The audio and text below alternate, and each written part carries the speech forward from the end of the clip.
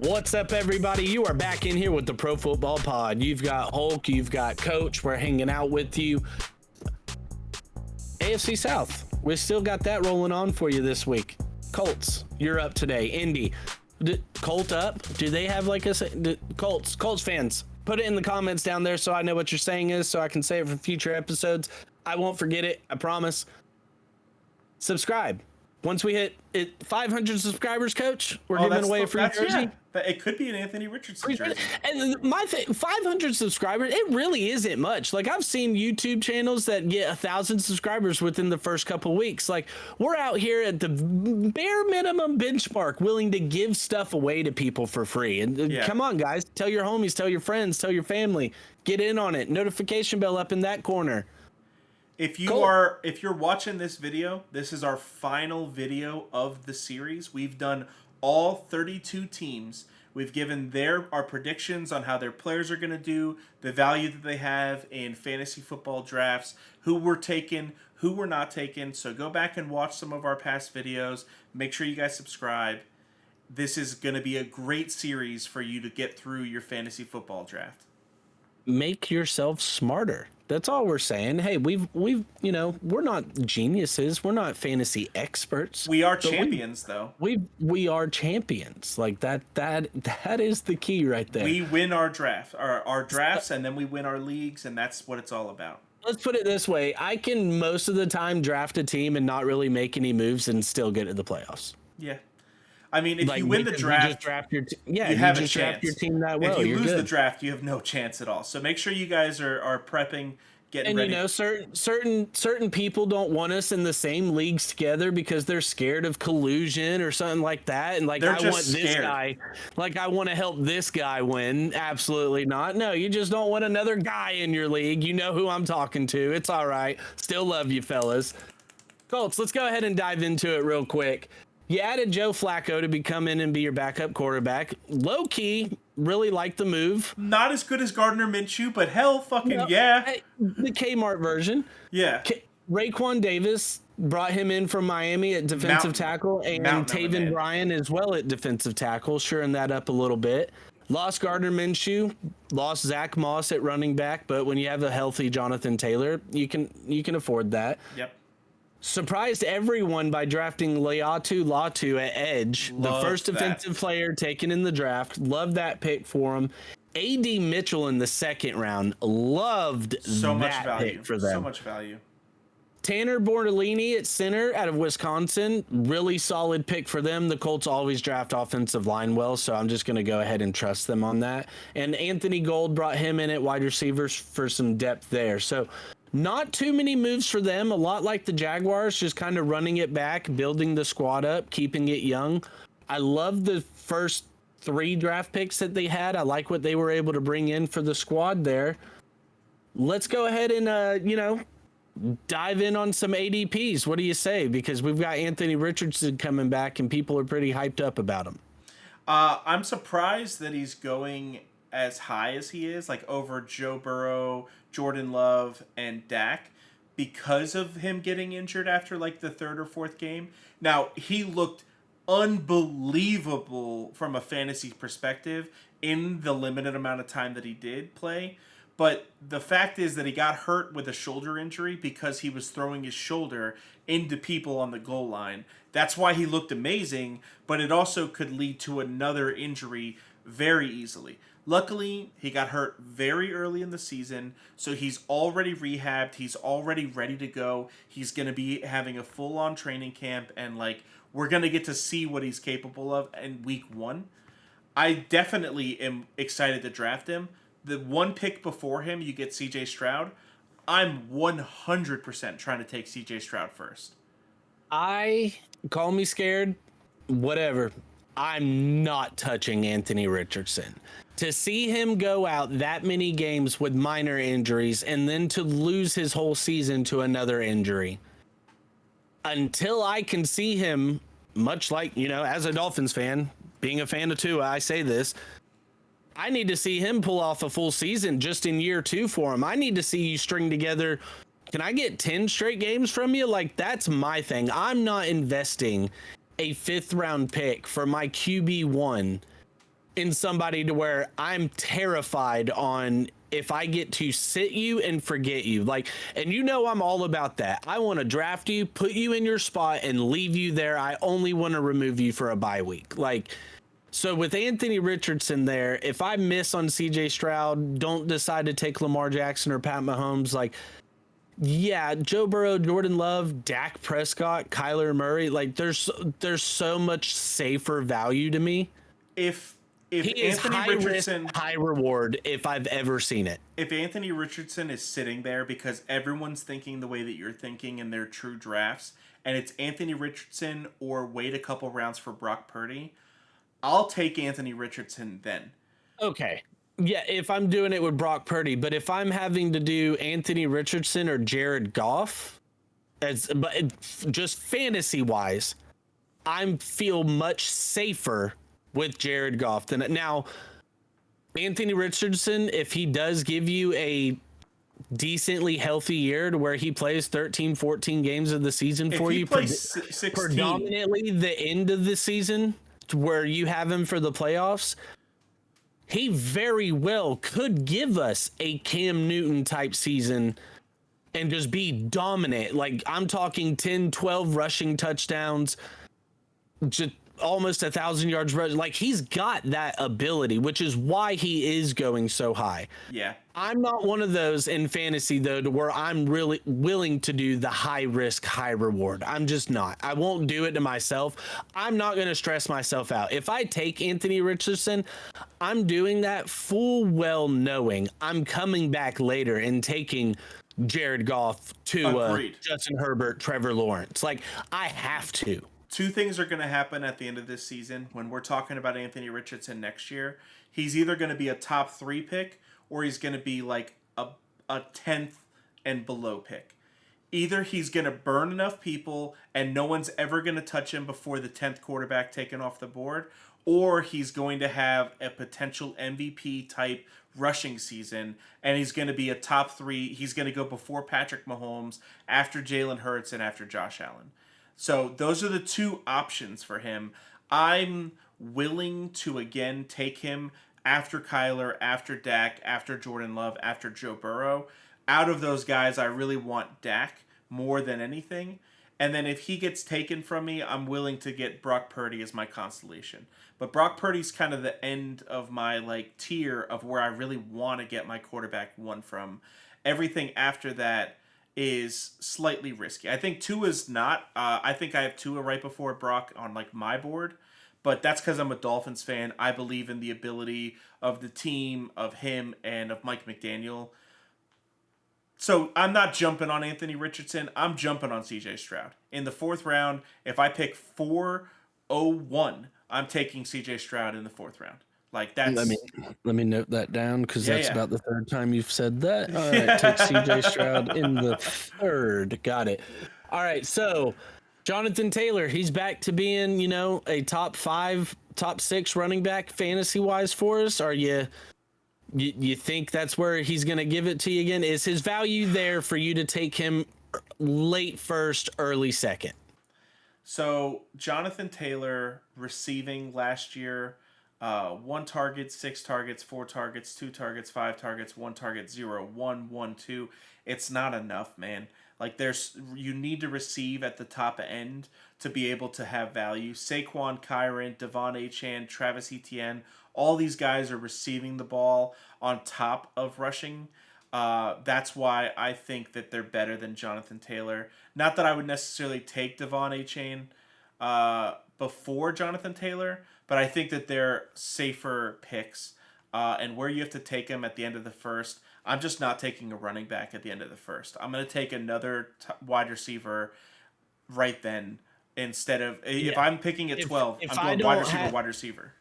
Like Jahmyr Gibbs is one I could hear the argument for at the end of the 1st round because of the receiving, even though he has David Montgomery taking touchdowns from him. But even then, I think they're going to start to see even more of Jahmyr start to leapfrog him this year. So I'm with you. Like, to me, it's one of those, like, I know Jonathan Taylor is solid, but the pick really doesn't excite me. Like, if I was a Colts fan, of course, obviously, I'm going to take my RB1. I'm just going to go ahead and throw him on my squad. But For me, it's just I see so much more value down the board in the third, fourth, fifth round to where I'm just not going to do that with the wide receivers that are going to be available to me.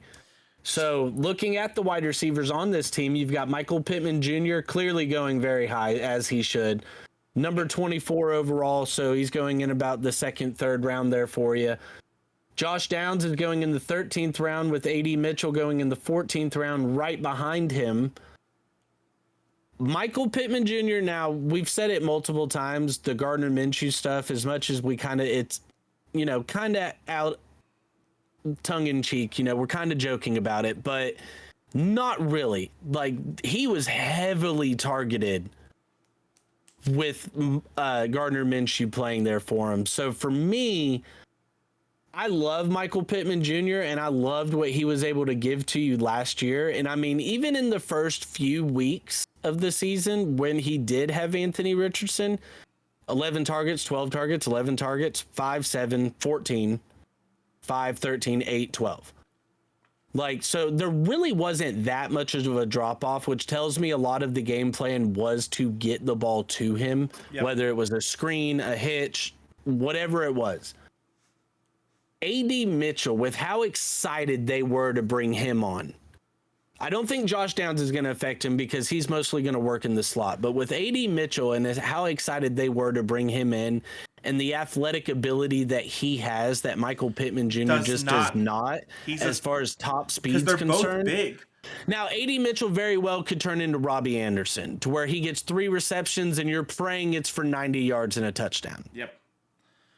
But I am interested to see to where if that target share does go back down to more of the 6, 7, 8 targets a game range, especially with Anthony Richardson, a healthy Jonathan Taylor, the way Shane Steichen ran the offense with Philadelphia when he was there, like all of those things to me just kind of point to a slight regression from a Pittman, which makes me start to look at a DJ, but then you look at, okay, you've got Michael Pittman or DJ Moore.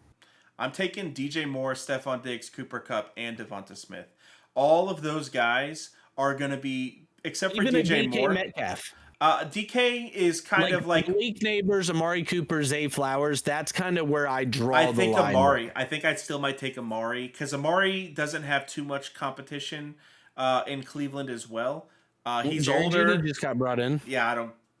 We talked about that when we talked about Cleveland. I'm not big on Jerry Jeudy. You're a Jeudy hater. I know. I like Steve Smith a lot, and I trust his opinion, and he thinks he's garbage. So you know what? I don't even have to have an opinion anymore. Zay Flowers is another player that I might take over Michael Pittman Jr. I just think that all of these guys. So Michael Pittman Jr. and Zay Flowers have very similar teams in that they have a running quarterback who can throw the ball, but they don't prioritize throwing the ball enough. But Zay Flowers is a deep threat. He gets more separation in his routes. He is going to make it easier for Lamar to find him than Michael Pittman is. I love Michael Pittman as a player through his first 4 years. I just don't think that this year, where he's being drafted, is not the right spot. Now, Josh Downs was a guy that did see his production and target share dip when Gardner came in. Now, I know he was battling some minor injuries, trying to just stay on the field and put the production out there. But when you look at the first 7-8 weeks of the year, 7 targets, 5, 12, 3, 6, 8, 6, 9. Like, he was being targeted by Anthony Richardson. It was putting up decent value for you there. Yeah. Now, not enough for, obviously, you're not expecting him to be in your starting lineup, but when I'm taking him in the 13th or 14th round, yeah, I'm going to take a flyer on a guy like that that's able to get that type of target share with the rookie quarterback he came in with. And that's the Tank Dell CJ Stroud thing as well. Like, there's not enough that gets said for these quarterbacks that come in with rookie wide receivers or rookie tight ends. Like, they literally start working with them from day one. Yep. So that rapport gets built with those guys before it gets built with anybody else. I think the only quarter or wide receiver after him that I would even be interested in would be Jahan Dotson. like Quentin Johnston, A.D. Mitchell, Michael Wilson, Wicks, Gabe Davis. Like, none of those guys are exciting me over Josh Tavian Downs. Dix. So, like, No, where he's that's being the wrong video. drafted is very, very, very good. I think players like Khalil Shakir, Jerry Jeudy, Josh Palmer, Rashid Shaheed, I might want more than I would want Josh Downs, but like right after Rashid Shaheed and Brandon Cooks, I like Josh Downs. There's definitely guys going before him that I'm not going to touch. Like, Now, easily. obviously, he went a couple picks before them, so they didn't get the chance. But I would have loved to see Brock Bowers injected into this team. Yep. Because when we're talking ADPs, Jelani Woods is their top listed tight end, and he's being the very last tight end drafted, like number 47 overall. Like, backup tight ends are going before this guy. So, like, the tight end position on this team is completely irrelevant outside of throwing a flyer down for an anytime touchdown bet. Like, they do not get used in this offense. They're nothing more than an extra lineman or a safety blanket at best. Like, I hate to say it because almost every team does have a tight end with some kind of value. The Colts have none.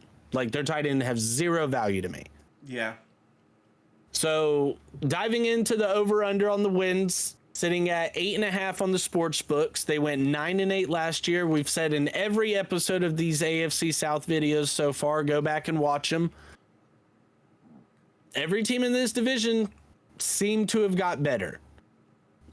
Jacksonville kind of stayed pat. The Colts have kind of just running it back. I am leaning the under. I am as well. I think the Colts are the worst team in this division. Now, I'm leaning the under with like a 7-8 win projection, so not by much, but in no way am I confident saying the Jags won 9 games last year, and I think the Titans got that much better, that the Colts are also going to come in and win 9 or 10 games. Like, I just cannot confidently do that. Nope. I think that of all the teams in this division, the Colts are easily the worst, and it's still close between them and the Titans. It's really going to come down to quarterback play, I think, more than anything. That and defense. The Colts' defense last year wasn't necessarily like a top-tier defense from a fantasy perspective, but like even like as a defense, I mean, they weren't good at all. They were the 29th fantasy defense in drafts. So like nobody expected anything from them, and then they really didn't turn into much either. Whenever you look at them, they were barely better than the Titans defense last year, and the Titans offense got so much better, and their defense got so much better, and they changed from Vrabel to a whole new system and everything. I think that they're the worst team in the division. I just don't see them being able to win enough games. Now, I'm not going to go as far as saying they're the worst team in the division. I think the Titans are better. I do think the Titans did get better. I'm not ready to go ahead and give them the umph over the Colts here. For all those that haven't been watching enough, I hate on running quarterbacks until they prove themselves. So, like, if Anthony Richardson can put up an unbelievable type season and carry this team to victories, then yeah, they could be better. But if he doesn't, then they're not a better team than the Titans. Like, the Titans have so many more weapons. Yeah, and they're absolutely aware of that, to where a lot of their season hinges on Anthony Richardson's development. You know, it's been pounded into him this offseason about staying healthy. Can't really say to, build your body up to prepare for hits because the guy is huge. Yeah, and he was... It's just a matter of keeping yourself out of harm's way, which... Yeah, being smart. Okay, we get it. You're a rookie, you're a young quarterback, you've got the ability. You're gonna use it. Like back, back in my day when I was playing quarterback, can't tell you how many receivers got pissed off at me because instead of throwing the risky ball, I'd just point to somebody for them to block and like, nah, son, I'm just taking it around the outside. Let's go. Yeah. Like I get it, but you're an NFL quarterback. You're not me fucking around in 9th grade, so you got a little bit more to figure out. I hope he does. Because if he does, the Colts can be an electric team.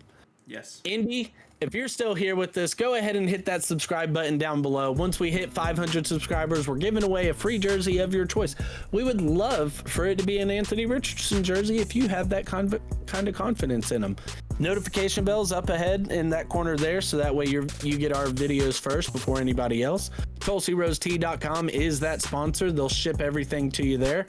We love you guys. We appreciate your time. Peace out.